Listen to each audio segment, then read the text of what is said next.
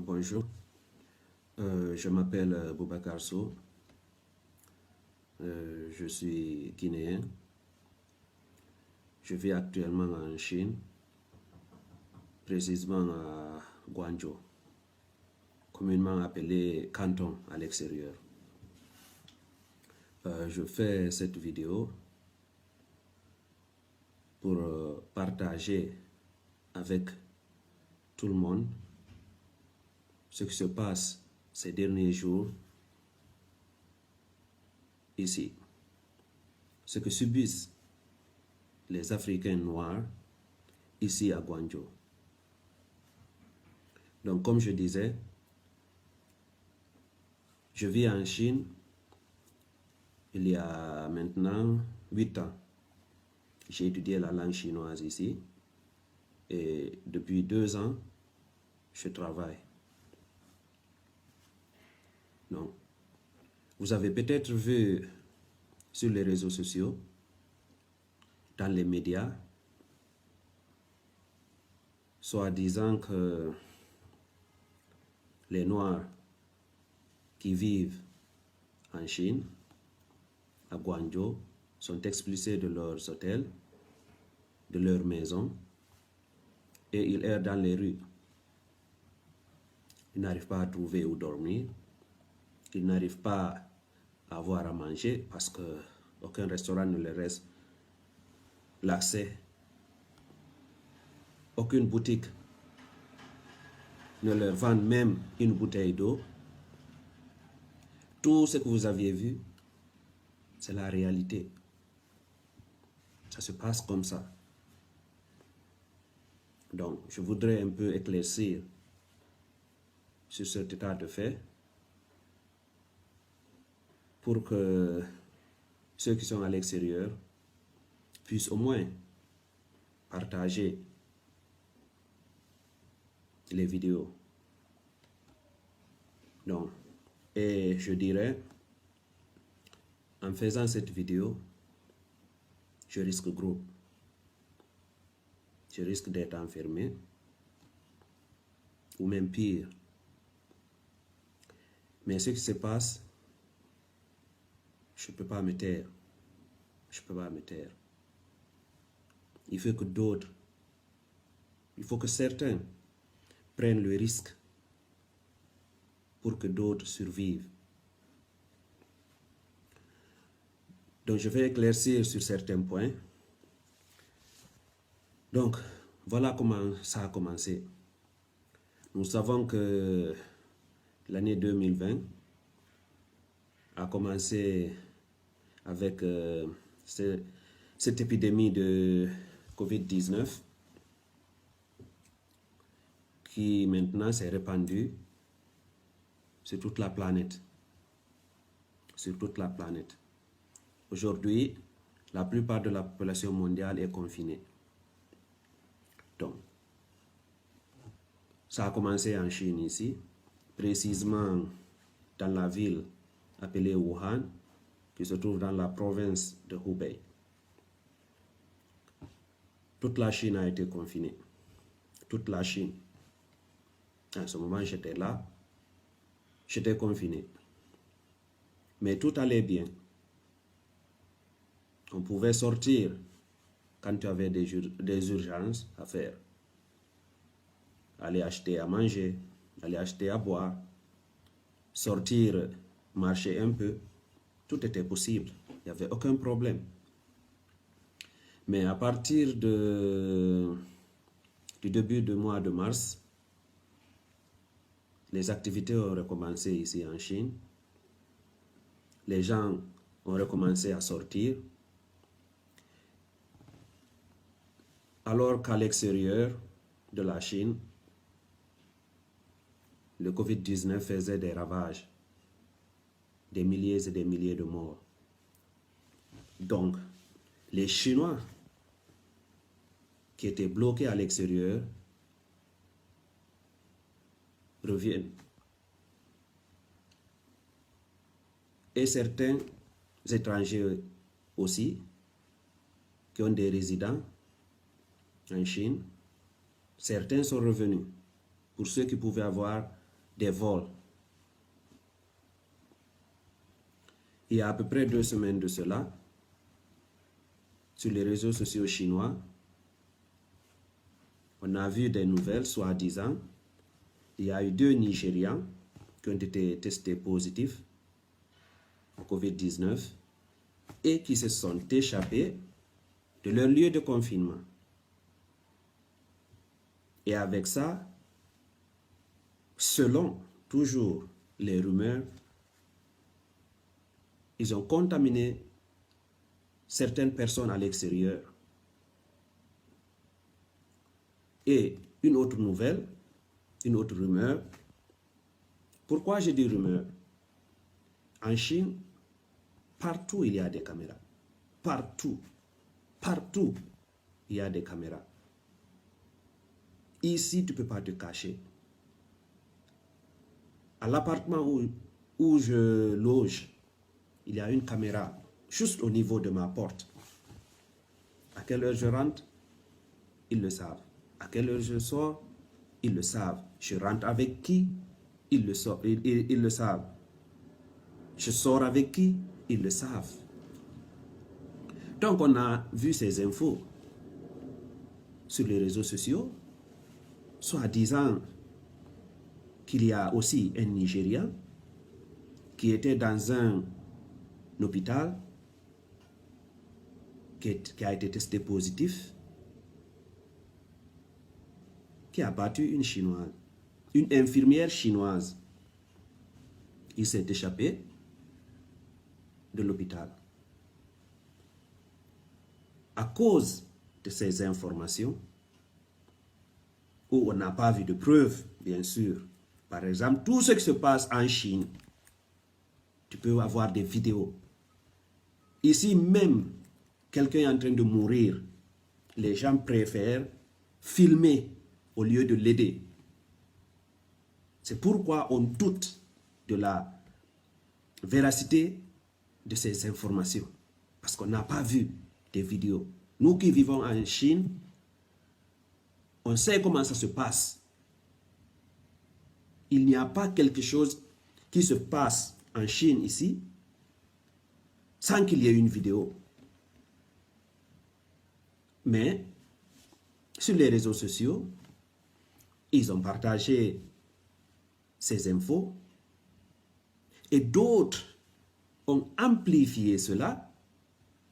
On a vu certains même dire qu'il y a plus de 300 000, je dis bien 300 000 Africains noirs testés positifs qui sont en train d'errer dans la ville. Donc, ça a causé la peur. Certains taxis ont refusé de prendre des Noirs. Certains Noirs ont reçu la visite des propriétaires des appartements pour leur dire de quitter.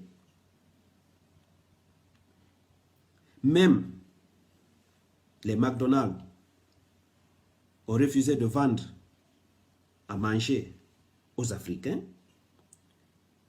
Mais en ce moment, c'était juste quelques réactions de certaines personnes au dehors. On se disait que si on restait à la maison, sans sortir, ça va vite passer. Mais malheureusement, c'était juste le début. C'était juste le début. Ce n'était que le début. Donc, je vais expliquer mon cas personnel. Le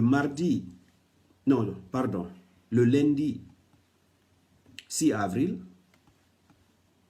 j'ai reçu un message soi-disant de descendre au sous-sol de l'immeuble où je loge pour faire des tests. Je me disais, mais je ne suis pas allé dans une zone à risque. Je n'ai pas été en contact avec une personne à risque. Pourquoi je dois aller faire un test? Mais je me dis ok, il n'y a pas de problème. C'est déjà bon de savoir C'est déjà bon de faire le test. Donc, je suis descendu. À ma grande surprise, je vois 9 personnes aussi qui sont déjà là. Donc, je demande, mais qu'est-ce qu'il y a? On me dit, ils sont en train de tester tous les étrangers de la cité. Je dis, mais ne dites pas étrangers, dites les noirs. Regardez bien. Je dis, dans la cité ici, il y a des Russes, il y a des Arabes, il y a des Américains, il y a des Canadiens. Mais là, il n'y a que des Noirs. Et je suis sûr qu'il n'y a que des Noirs africains. Noirs africains. Qui ont le passeport des pays africains. Il me dit, oui, c'est ça, c'est ce qu'on a vu nous aussi, mais qu'est-ce qu'on peut faire? On dit, ok, mais quand même c'est bon, on va faire le test. Donc le lundi, à 12 h, on a fait les tests. Sans problème, sans discuter. On nous a dit encore de remonter dans le bureau pour remplir des formulaires. On l'a fait sans problème. Chacun est retourné dans son appartement. Le lendemain, mardi 7 avril, la police est venue frapper sur toutes les portes des étrangers africains, noirs. Ils nous ont informé qu'on ne doit pas sortir de chez nous. Même pour faire descendre la poubelle, c'est interdit. On doit rester dans la maison, dans nos appartements. Quand on a besoin de quelque chose, on doit appeler les gérants de la cité et les informer de nos besoins. Ils vont faire monter. Je les ai posé la question de savoir, ok, hier on a fait les tests. Donc, les résultats, c'est pour quand?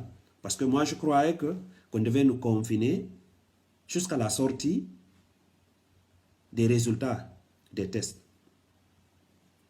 Le policier m'a juste dit, non, pour le moment, restez chez vous, ne sortez pas. Quand les tests vont sortir, on va vous informer. Quand est-ce que vous pourriez sortir? J'ai dit, ok. Le même jour, à 19 h 30, je reçois un autre message, soit disant de me préparer. Je dois aller faire la quarantaine.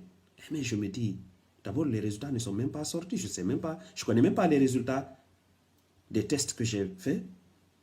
Je dois aller faire la quarantaine au dehors, à l'extérieur, loin de chez moi. Mais je n'avais pas le choix.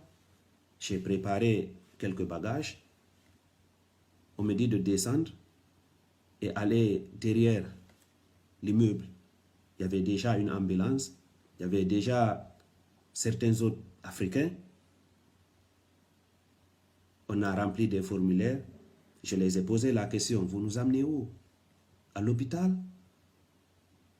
Ils me disent non, dans des hôtels. Il dit, vous n'êtes pas testé positif. Lui-même, il me dit ça. Vous n'êtes pas testé positif. Mais vous allez faire la quarantaine dans les hôtels. On va payer les charges de l'hôtel. On n'a pas discuté, on est arrivé ici. Donc, depuis mardi 7 mars à 22 h jusqu'à aujourd'hui, 15 avril, je suis ici. Comme vous voyez, je suis dans un hôtel, dans une chambre d'hôtel, seul, à 18 km. À 18 km de mon domicile. Après, j'ai contacté beaucoup de mes amis, j'ai regardé les groupes de chat des autres Africains. Je me suis dit que, ah bon, donc je ne suis pas le seul, ou bien la cité, notre cité. Ce n'est pas le seul cas. Ce n'est pas le seul cas. Aujourd'hui, il y a plus de 2000 Noirs africains qui sont confinés. Soit chez eux, mais ça, c'est pas le plus grand nombre. La plupart, peut-être je dirais 80%, sont dans des hôtels. Et dans les hôtels, il y a certains hôtels qui n'autorisent pas la nourriture de l'extérieur. Tu ne peux pas appeler de la nourriture à l'extérieur. Tu es obligé de manger ce qu'on te donne à l'hôtel. Et pour certains, c'est pas facile pour eux. C'est pas facile. Il y a certains, on les prive même d'eau. On les prive d'eau. Donc, sur un autre point, chaque jour, il nous dérange. Je dois faire la prise de température, mesure de température, 2 fois par jour. Chaque 2 jours, ils viennent, ils font des prélèvements pour les tests dont on ne donne jamais les résultats. Jamais. Moi, j'ai reçu des coups de fil de la police, des coups de téléphone de la police à 0h, 1h du matin. 0h, 1h du matin. Vous imaginez quand ton téléphone sonne en pleine nuit, on te dit c'est la police. Vous imaginez comment tu vas te sentir? Tout le stress. Tu vas te poser toutes les questions. Ah, mes tests sont positifs. Qu'est-ce qu'il y a? Et le pire dans tout ça, certains nous disent non, il faut juste coopérer, ça va passer. En ce moment, toute la population mondiale est en confinement, c'est juste 14 jours, ça va passer. Je leur dis que oui, c'est juste 14 jours. Mais ça, c'est le confinement. Et après les 14 jours, qu'est-ce qui va se passer? Qu'est-ce qui va se passer? Et après, 3 jours après le début du confinement, j'ai reçu un message venant du propriétaire de l'appartement où je loge. Elle me dit que la police l'a appelé pour lui poser des questions à propos de moi. Mais je me suis dit, mais pourquoi? Si la police a besoin d'informations sur moi, ils peuvent m'appeler. Ils viennent même de m'appeler hier nuit. Elle me dit non, en général, ils veulent savoir, selon eux, pourquoi j'ai donné mon appartement à un étranger. Et je vous dis, à Guangzhou, en Chine, précisément à Guangzhou, quand un Chinois te dit étranger, il sous-entend noir. Donc elle me dit, la police l'a appelé pour lui poser des questions. Pourquoi? Pourquoi elle a donné son appartement à un étranger? Pourquoi elle a loué son appartement à un étranger? Mais elle a dit, mais il a présenté des papiers légaux. Il a un permis de travail légal. Et je lui fais confiance. Donc, mais je l'ai demandé, mais est-ce qu'il y a une loi chinoise qui interdit à un Chinois de louer son appartement à un étranger? Elle me dit, non, il n'y a pas cette loi. Je dis, alors pourquoi toutes ces questions? Voilà ici les conversations qu'on a eues. Malheureusement, c'est en chinois. Pour ceux qui ne comprennent pas la langue chinoise, voilà notre conversation. Ça est là, je peux faire une traduction pour toute personne qui a besoin de voir la conversation en français, en anglais, je peux faire la traduction. Voilà ce qu'on a causé. Après, elle me dit, ne t'inquiète pas, moi, tant que tu vis légalement en Chine, tu peux rester. Donc, c'est pourquoi je disais à mes frères africains qui sont ici, il ne faut pas voir juste les 14 jours de confinement. Il faut voir après les 14 jours. Déjà avant cette situation, ce n'était pas facile pour un noir d'avoir un noir africain, je précise très bien. Parce que si tu es noir mais tu as un passeport américain, on va te donner. Si tu es noir avec un passeport français, on va te donner. Si tu es anglais avec un passeport, si tu es noir avec un passeport anglais, on va te donner. Mais si tu es noir avec un passeport d'un pays africain, il était même déjà très difficile d'avoir un appartement.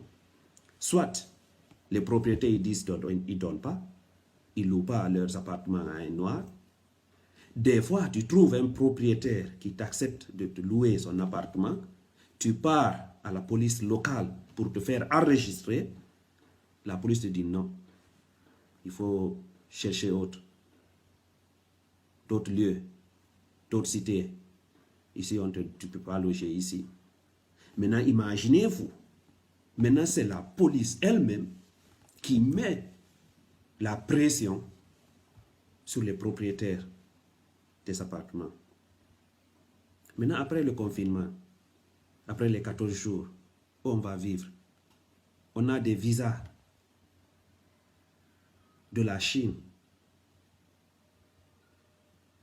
On a des permis de résidence, soit d'étudiants, de travailleurs, de regroupement familial, issus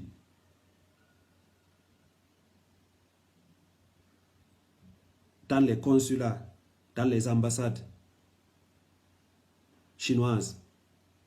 Mais on nous refuse les appartements. On va aller vivre sous les ponts avec nos résidents, avec nos visas. Ok, je vais passer sur un autre point. Le silence de la plupart des autorités des pays africains. Je veux parler d'abord de la Guinée, parce que c'est mon pays. On a tout fait pour contacter l'ambassade guinéenne. Lui, il est déjà en Guinée, avec sa famille, sans aucun souci. Nous, on est là. Certains n'arrivent même pas à avoir de l'eau à boire. Et hier, on a reçu une information, soi-disant, que l'ambassadeur dit que si les autorités chinoises réagissent comme ça, c'est à cause des comportements des Africains qui vivent ici. Parce que selon lui, il y a 2 Nigérians qui se sont mal comportés. Vous imaginez cette parole? À cause de 2 Nigérians, alors, on doit traiter tous les Africains de cette manière. Et déjà, il ne représente pas les Nigérians ici. Il ne représente pas les Nigérians ici.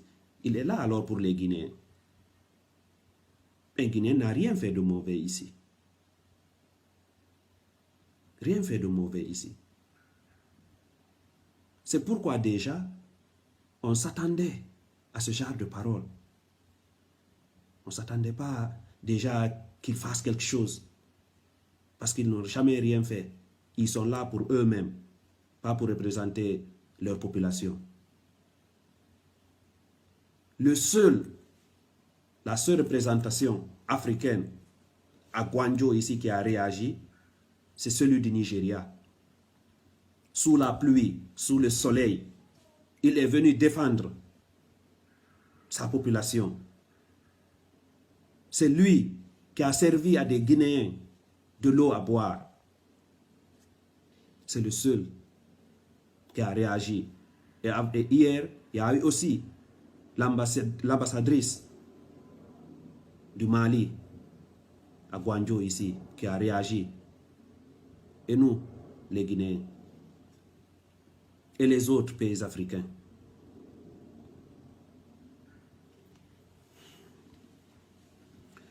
Hier, j'ai reçu un appel d'un de mes profs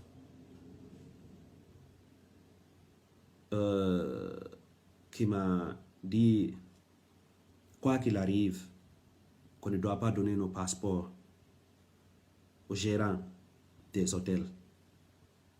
Parce qu'au début, on avait dit que le confinement dans les hôtels sont pris en charge par le gouvernement de Gwanjo, de la ville de Gwanjo. Par exemple, moi ici, je ne paye pas. Mais il y a certains hôtels qui ont exigé que les gens qui sont en confinement, de payer encore. De payer 200 à 300 renminbi, ce qui peut faire disons 30 à 40 dollars la nuit. La plupart sont des étudiants. La plupart sont des étudiants. D'autres font du business ici. Mais nous tous, nous savons, avec la pandémie, l'épidémie de COVID-19, c'est très difficile. On vient de payer nos loyers.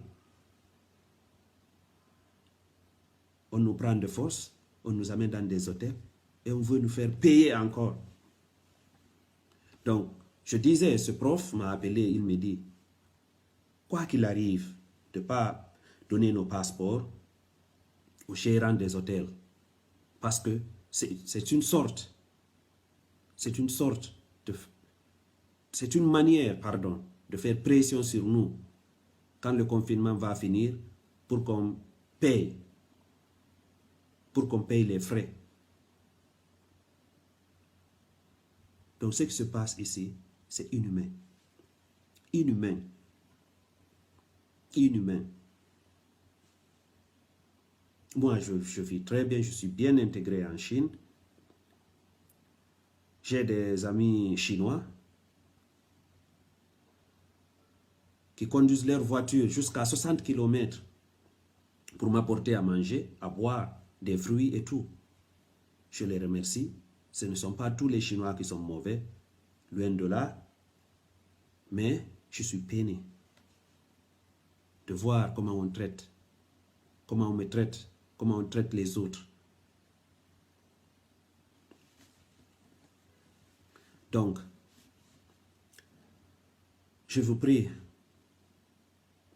mes frères et sœurs africains, je prie tous les êtres humains, qu'ils soient de Hong Kong, du Japon, de la Suède, du Nigeria, de l'Ouganda, des États-Unis, partout. Essayez de partager ces vidéos, ça va beaucoup aider.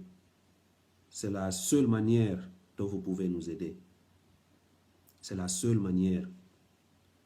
À cause des vidéos qui circulent ces derniers jours sur le net, on a déjà commencé à voir un peu de changement. Par exemple, hier, dans certains hôtels, des volontaires chinois sont venus apporter de l'eau, des boissons, des fruits aux Africains qui sont confinés dans les hôtels. Mais ils ont refusé. On leur a dit de refuser. On n'est pas venu ici pour mendier. On est ici légalement. On paye nos factures, on paye nos taxes. On paye les frais de scolarité. Déjà, nous les étrangers, le loyer qu'on paye, des fois c'est le double du loyer que paye un Chinois. Donc nous aussi, on participe au développement de la Chine. On n'est pas venu ici pour mendier. On n'est pas nos dirigeants. On n'est pas comme nos dirigeants. Même si on est pauvre, on garde notre dignité. Donc, ce que je disais, s'il vous plaît, pour nous aider, essayez de partager ces vidéos. Juste un clic suffit. Peut-être avec ce clic, vous pouvez changer le comportement de certains ici.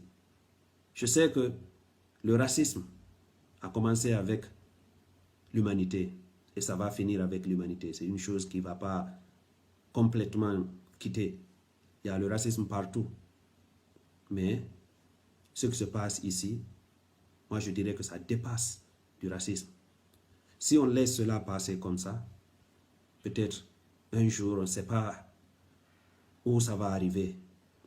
Peut-être on va tous nous mettre en prison ou bien dans des fosses communes.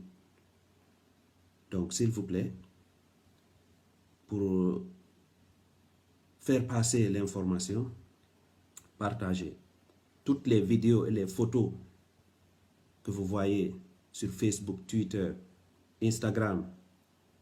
Essayez de les partager. Ça peut nous aider. Ça commence déjà à porter des fruits. Donc, je remercie d'abord, surtout, le consul du Nigeria pour tout ce qu'il a fait, pas seulement pour les Nigérians. Je remercie ceux qui prendront le temps de regarder cette vidéo et ceux qui vont la partager. Merci.